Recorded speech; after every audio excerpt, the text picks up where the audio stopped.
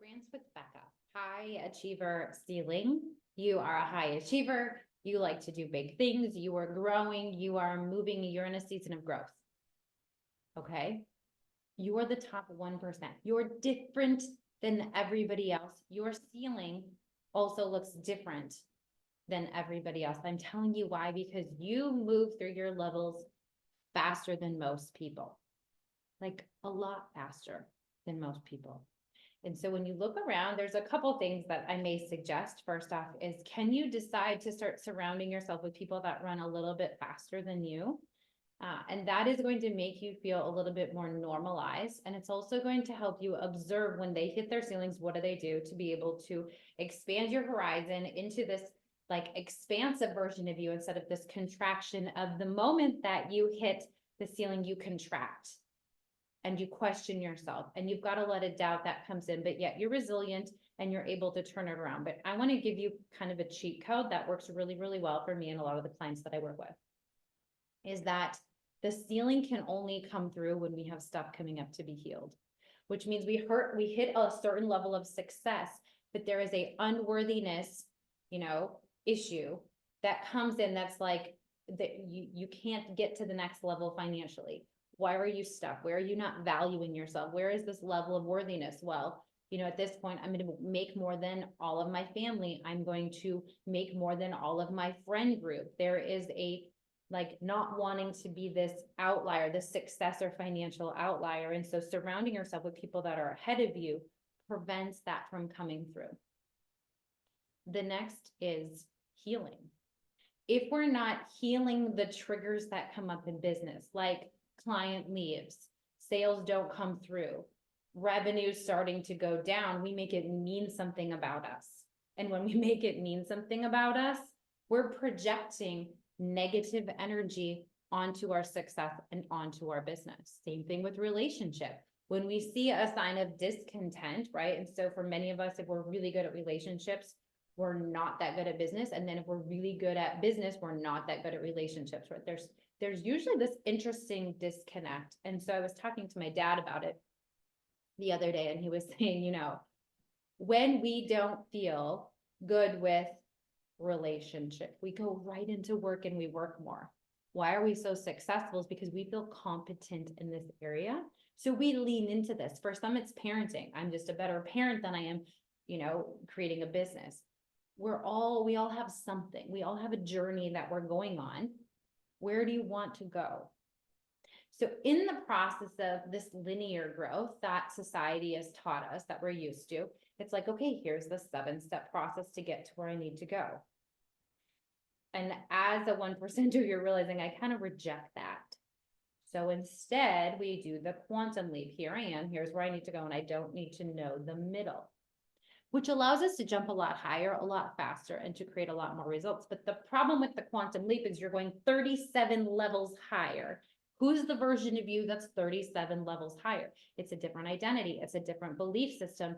It is a more healed version than you. You have to clear space to bring in those new pieces of you at that level 37.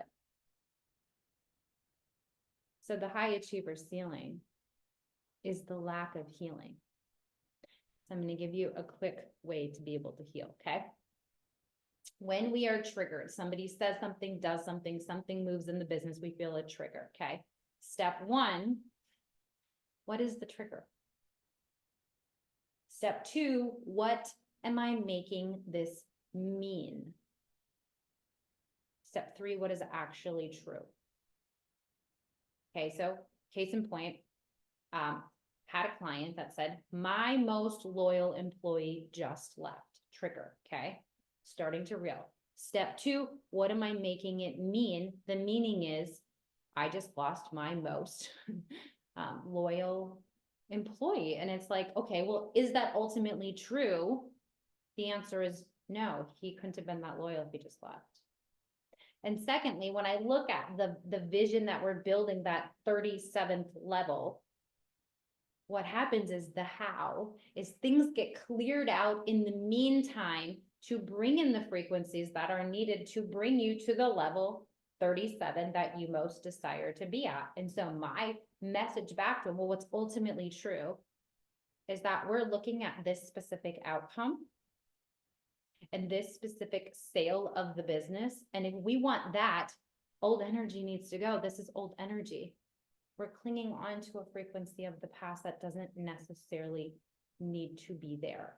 That isn't necessarily true. So we release these attachments to what should be, and we allow the pieces to unfold. And when we're doing a quantum leap, it doesn't make logical sense. So we're looking for logic of like, oh, that makes sense why that's there. We're in linear. So the healing aspect of this is what is actually true. So when something comes up, this is what I like to do is I like to sit with, I have my notebook with me kind of everywhere I go. And so it's like, okay, what is my fear? Okay, well, it's this. What does this mean? And I journal and I just write all the things in my trigger and making it mean this, letting myself, because the goal is that when there's a fear standing right here, I want to face it directly and look at it and be like, okay, what am I afraid of? Okay, it's this. Okay, great.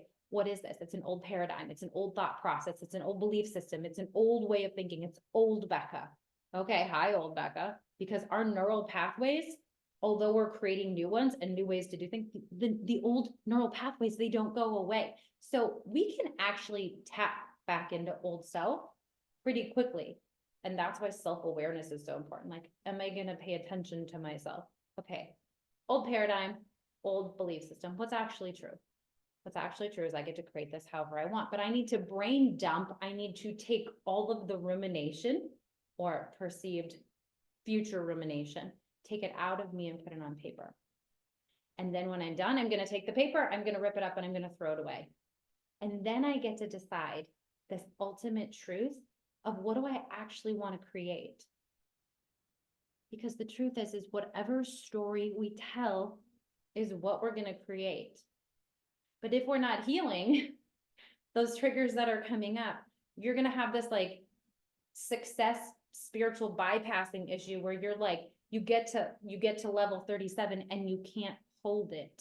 You don't have the necessary foundation in place. You can hit the success, but there's no way that you're going to stay there. Who is the version of you that not just gets there, but they also hold it?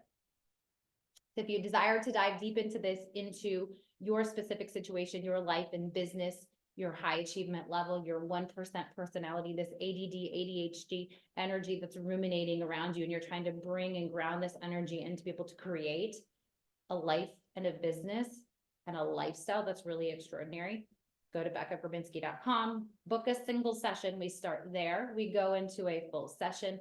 We see what needs to move. And then from there, I can kind of help you determine, do we need to go more on a healing path?